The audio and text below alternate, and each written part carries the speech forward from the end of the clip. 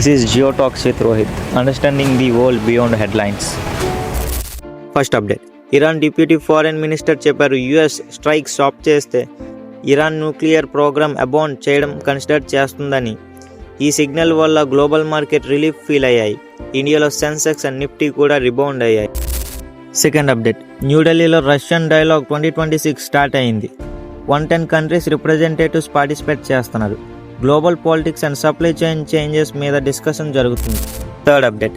China 2026 growth target 4.5 to 5% announce చేసింది.